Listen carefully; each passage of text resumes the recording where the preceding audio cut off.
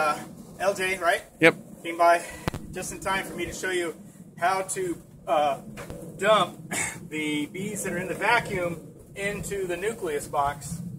So I was able to do, I discovered today that if I take my fingers and I slowly work them up, like let's say there's a cavity, there's a whole bunch of bees on it, and I've got the open nucleus next to me, I can actually scoop those bees up gently, they'll fill my hands, and then I can just pour them in gently, and they'll all walk down into the boxes, which is great. So I actually have very few bees in here, which is ideal because what you're about to see, the bees really don't like that much. So, these bees are fine. I'm just going to open them up. A few will fly out, but most are just going to hang out, and it's really thick with bees in there. The task here is to, as quickly as possible, get the bees from here into here. So I get everything ready. I got to have my trajectory. I'm going to get rid of this because I've tripped on it a time or two. Get this trip hazard out of the way. I'm going to detach this. Then it's a matter of knocking the bees down to the bottom of the bucket, taking the lid off, and then pouring them.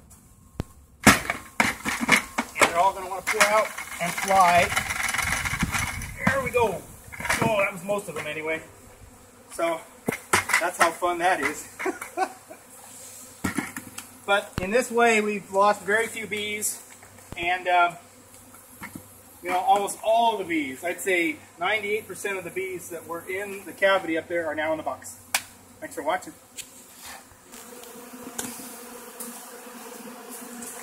So here's an example of how two bees were living together. There was a colony of bees here. You can see where the honeycomb was.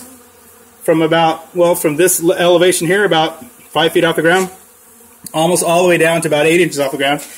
And then right next door to it here was another hive that started up high and came down about 6 feet down to about this level. Are they already rebuilding? Oh no. No, they're just no. These are the stragglers. These are the ones that will be left behind.